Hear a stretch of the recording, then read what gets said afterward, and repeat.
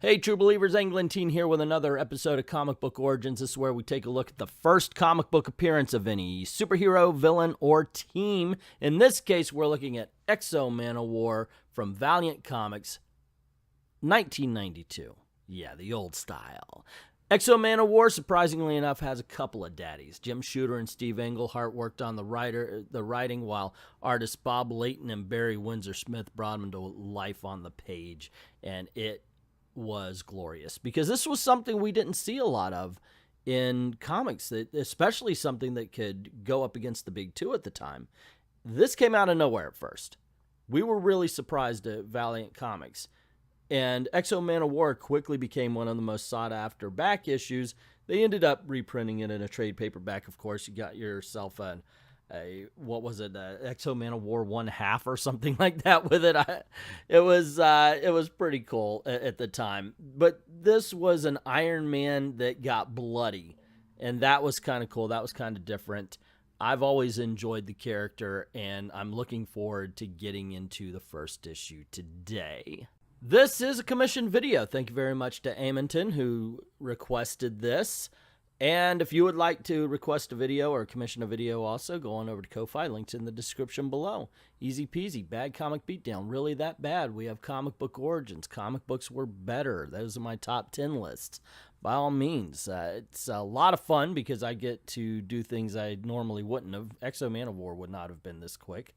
You got comic books, the minority origins, the minority characters are really that good. A lot of topics to choose from, so go on over, commission yourself a video, and I'll get it done lickety-split. And you get to see quite a few of these commissioned videos, as I figure, you know what, I want to really get these things out there, and thank you very much to all the people who supported the channel in this way. But with that aside, let's dive into X-O Manowar #1. And, of course, we always start off looking at the cover, and I've got to say it's sort of boring. It's a poster cover. Yeah, I like the way the suit really does look like muscle and bone with a little bit of armor on it. That's fine, but overall, it's not exactly a very dynamic cover. Sorry. Dear everybody making comic books today, this is how you open a book. We have a naked savage fighting off giant spider creatures saying that this time I have a thing to break the hardskins with. This time, their juice flows. This time, I will kill them all. One really cool thing about this particular opening is, if it wasn't for the fact that he's on the cover, we wouldn't know who the hero or the villain is. That kind of dialogue, he wants to destroy a species. So, the big question the reader has to ask is why? Great way to get somebody to want to turn the page. So we find out a little bit more of this as yet unnamed savage and his plans. He wants to find a hard skin that he supposedly has a map for on his hand that he's following, and he's just hoping it's correct because that will help him fight even more of the giant spider creatures. And so Aric actually finds this hard shell, this hard skin that he's searching for, and doesn't want to use it. It's big, it's bulky. It will hinder his fighting. That's what he believes. But this old man who drew a map on his hand said, you pull a ring and everything will be hunky-dory. What is this? Aric asks as the armor starts to form around him. They risk making firelight here? This must be a good skin. This skin is stronger than firelight. Would to see if theirs is. And whatever he does, he blasts a hole in the side of the ship, which of course causes all the spider creatures to fly out, and he says, "Oh, this is a good skin." Just going to show that every LARPer loves a great upgrade. Happy with his newfound armor, Aric ends up flying outside into space, deciding he wants to get rid of the fangs that spit the firelight, as he says. He tears them off, accidentally blowing up the ship and sending him crashing to Earth. Crash landing on Earth, Aric decides he doesn't want the armor on him anymore. Loves the fact that the environment is a lot more like what he's used to. And somehow walks from a snowy climate to a tropical climate, which is really weird. I understand if he's on a mountain or something, but this mountain is so high up, it's got at least a foot or two of snow, and then he just walks over to a tropical climate. Don't know where this could be. You guys are smarter than I am? Feel free to let me know. And finally, we get to meet the bad guys. Now we are truly at risk, brother. The disintegration of our ship, of our fleet, leaves few options. Leaves options nonetheless, Lydia. And we will not lose heart. We are more than a fleet, and even cut off, we are never prey. We are the predators. Don't lecture me, Doctor. I know how much we have left and how much death it represents on this world, but I must regret the loss of our lifeline. All we need, my dear, is the X-O armor, and it was tracked to Peru. Oh, the Andes. Okay, yeah, completely blanked out of my mind. Anyway, let's continue. The primitive has the ring, but he cannot have gone far. The primitive has the ring? So he controls the X-O. The primitive has the brain of an ox, my dear. He cannot conceive what he has.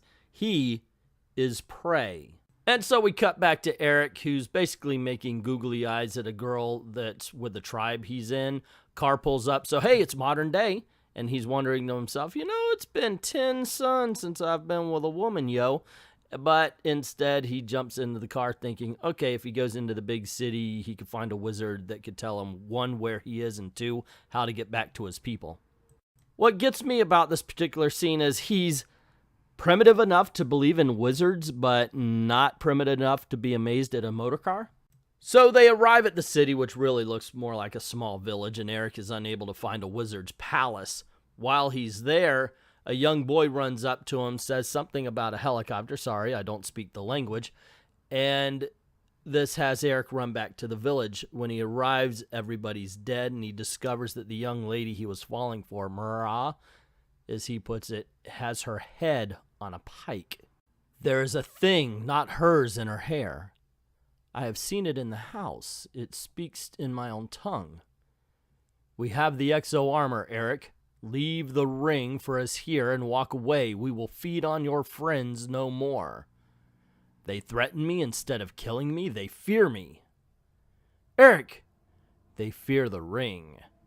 The ring is part of the good skin. The ring talks with a voice in my head telling me where they're taking the good skin. Its brother, North. North. North. North, Miss Tessmacher. North. North, north, north. Yes, Lex. North.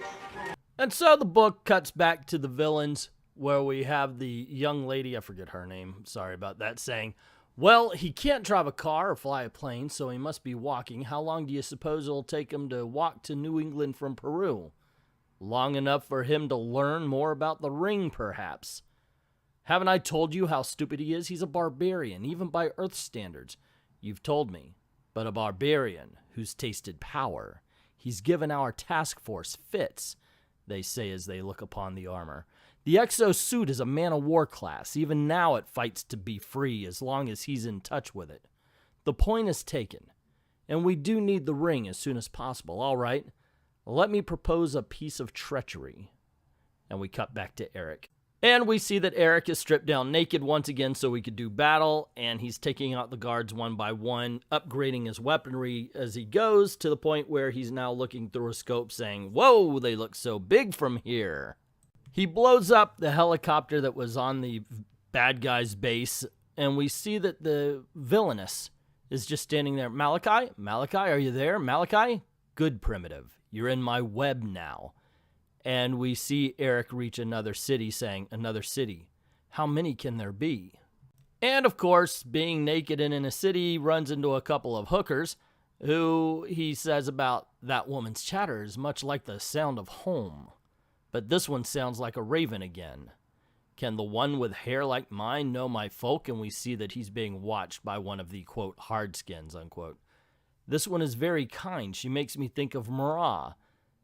And before, of course, he could get involved with the hookers, the hardskin jumps down at him. Die, scum! One of the hardskins' sheriff. He thinks to himself as he's doing battle, I hated them so much in the house, I will not go back. And the hardskin bites him in the shoulder. You shouldn't have given me such a good grip on your head. Your neck is weak, too. And he breaks the hardskin's neck. If he is one of the ones with poison in their teeth, no, he has no green stripe on his clothing.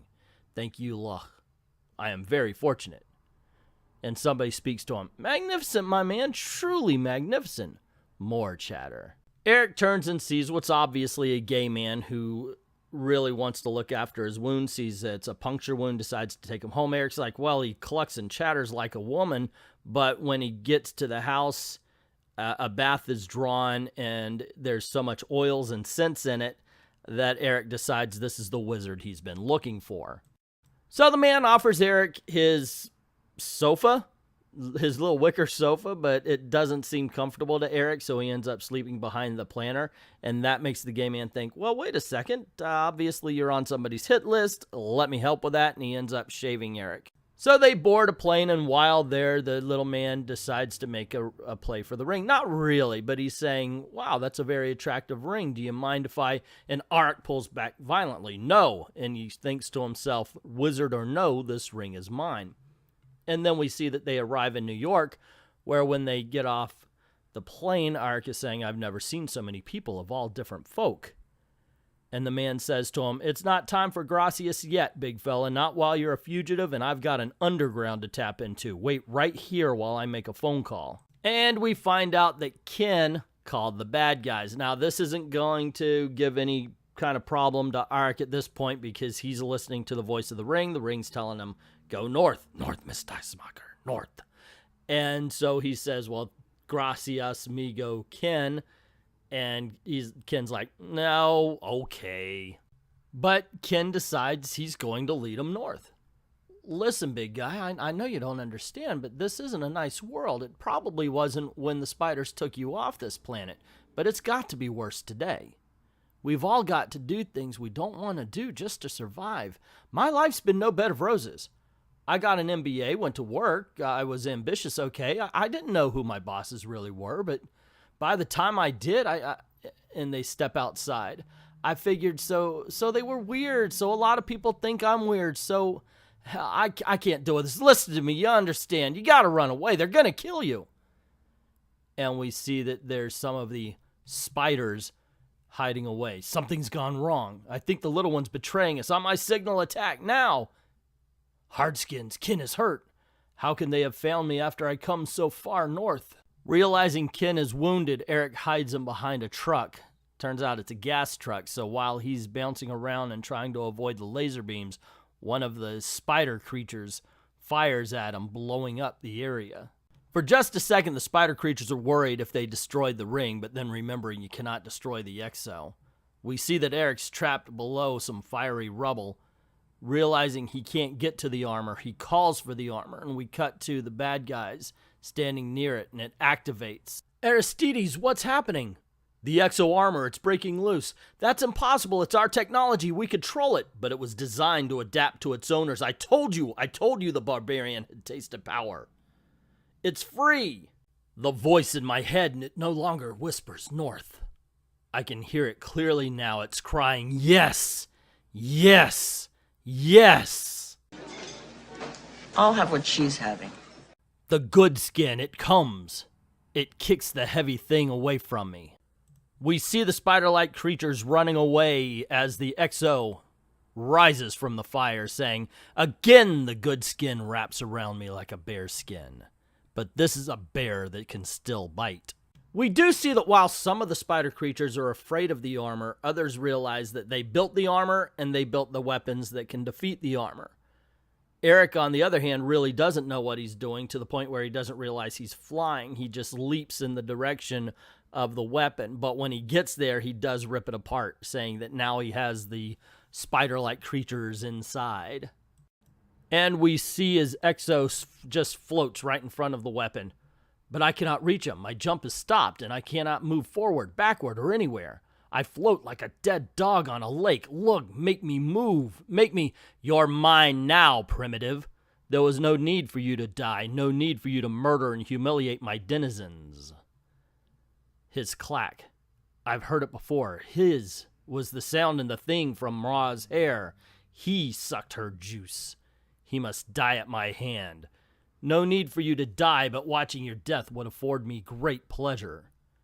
Caught. Twist and turn you will in the hands of my Technotroller. But we are the predators, and you and all your kind are nothing but prey. Still trapped, X-O thinks to himself, he must die at my hand. and my hand makes firelight. My hand cut off his hand. This is truly a good skin, and Aric is truly a fool for almost losing it. Die by my hand, hard skin. Die with your hands. Die with your house. And die with your hard, hard skin. And Aric grabs on to the spider creature. Put me down, you primitive. For Mara. For Aric. Die. Die. Die! Okay, I'm sorry, guys. I've been enjoying the plot, I gotta tell you, but sometimes this is a little bit cheesy. After the battle, we see a couple of guys at the airport looking around, talking about the cleanup, and we do get one more look at the bad guys saying, now, Lydia, I admit we face risk. All that savagery, our best armor, Prather, we must plan. And we cut to Aric.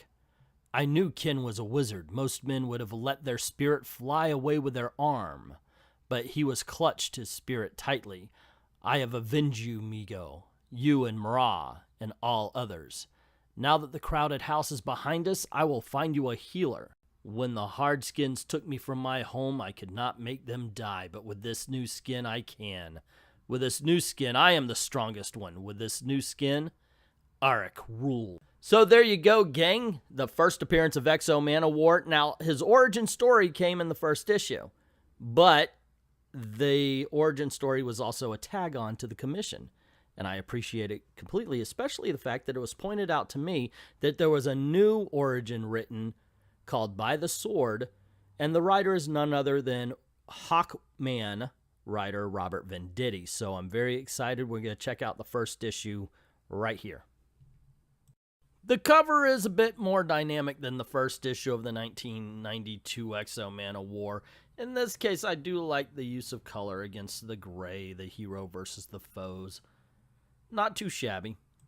The book itself opens as we see a couple of Visigoth warriors running up a hill. The Romans are a treacherous lot, but I did not think them capable of such dishonor. Easter is a day for worship, not fighting. Fear not, we are pious soldiers. The Lord will surely help us punish the Roman heathens for their blasphemy. I hope so, because we need all the help we can get. My God. And then we get to see the battle that they are seeing, and in all honesty, it is a pretty good splash page. We then go right down into the battle where the Romans are just tearing the Visigoths up to the point where the front lines begin to fall, and the commander calls for a retreat. Of course, then we meet Aric. Yes, our brave Visigoth hero that we will be following from here on in, who says, no, victory can still be ours. We must charge, put the enemy on the defensive. Talk some sense into him, Rolf. He's your son. I have seen that look many times. There will be no talking to him. And Aric jumps off the rocks saying, the time for talk is past. It is time to fight. So Aric goes down to the men, gives a speech, which isn't exactly that inspirational, but they're like, oh yeah, let's go on. And they rush the Roman army, which had been throwing all sorts of arrows and flaming things and everything at them. And then they just seem to forget all of that stuff and let the Visigoth run right to them. Not that it helps, because the Romans still end up kicking their tails. And finally, somebody that Aric actually cares about falls, so he decides, okay, yeah, we're going to retreat, which is what they should have done in the first place. And that night, he talks to his uncle, Aric, who basically says, look, we were fools to put up this fight anyway, especially on an open field. But as Aric is dying, Aric's men comes up to him and says, there's Romans in the field outside the walls. And we see what is obvious to us, an alien spacecraft. They're thinking, well, you know, our loved ones are in that. And everybody's like, hey, man, we really should take it easy here. But Aric's not a very good leader. Just decides to stand up and start charging, even though everybody's like, hey, let's get reinforcements first. And Aric is proven seriously dumb when they actually kill the alien guards, take off their helmets, see that they're aliens, and he goes, wow, those Romans will hire anybody. And then, of course, even more powerful weapons step out of the ship. Cut to a couple of aliens sneaking around the Visigoth camp where they find a baby and they pull this serum out. And it looks like they're creating some sort of human/spider creature hybrid. Cut to the battle outside the walls where Aric's strategy still seems to be, get 'em. He proceeds to break his sword on one of their armors, only to get the teetotal hell knocked out of him. And the aliens say, well, load all the survivors on the transport, and we're going to get out of here, and they do. And this is where we find out that the aliens are called the Vine, and all of the ships are kind of coming together on one big mothership. And we cut to the planet where we see that the humans are being rounded up for some sort of slaughter, slavery. We hear the aliens say, get in line, animals. And one of them's asking, what is this place? And he notices that Aric is in line with him. Aric falls to his knees, and when a guard comes up to check on him, he wraps a vine around his throat right in front of him, and the alien lets him choke him out rather than defends himself. The two men run away, but soon realize that these aren't Romans. They're somewhere else with somebody else, and they have to actually get free themselves before they can go and free their families. And the two men watch as they notice there's this almost like a religious ceremony going on as the creatures are bowing to this sphere, and they're calling it an armor. One of the warriors steps forward to accept it. And even Aric asks, do they bow to the man or do they bow to the armor? And that's when they get hit and are taken back into custody. Cut to the armor again, and we found out that the creature that put the armor on is not accepted by the armor and instead is killed. And we realize exactly how dangerous it is to put the armor on when it doesn't want you to. And we cut back to the slaves in their cells. What is happening, Aric? What did we see in that room? I do not know, Gafty, but I have seen less ceremony at the launching of a ship of war. These creatures, they possess powerful weapons indeed. Our swords splintered like branches against them. If we are to defeat these enemies, we will need new weapons. We must get back to that room. We must take these creatures' weapons. Then we will escape, and we will crush the Roman Empire brick by brick. Finally, they will know how it feels to be outmatched. Starting with a bastard who put my wife in chains. So there you go, ladies and gentlemen, the very first appearance of X-O Manowar and the first issue of the new Origin. So what did I think? I think that the first appearance holds up. I really do. I like it. Granted, there's some silly dialogue. Die, die, die. North, north, north. That kind of thing was a little bit over dramatic. But that's shooter-verse for you. But it's still entertaining. Very entertaining. The origin story is very modern. I was not a fan of how Aric is written. I would like a little bit more strategery in how he thinks. Unfortunately, get him! Just, that's not a warrior right there. That's a barbarian. That's somebody who just wants to punch and punch. Overall, though, yeah, 2 good books. I liked it. I liked doing this video. It was a lot of fun. Anyway, what do you think? Let me know in the comments below. Don't forget to click like and share and subscribe. If you like the video, please share it, share it, share it. And make sure that your notifications are on and ring that bell, because that's what YouTube really cares about. Also, if you don't mind helping out the channel, if you're supporting it, go on over to Patreon or to Ko-Fi. Links in the description below. Drop $1 in the till. Helps keep making these videos for you. Or go on over to Ko-Fi, like I said, links in the description below, and commission your own video. Bad Comic Beatdown, Really That Bad, or a couple of topics you could choose from. Anything. Comic books were better. Those are my top 10 lists. The comic book origins, you get to pick the character, you get to pick the subject, the story, whatever, and I will do it. And it has been a lot of fun. I'm looking forward to more commissions. I'd like to thank everybody who's already done that, and to everyone, all of the true believers, thank you very, very much for watching.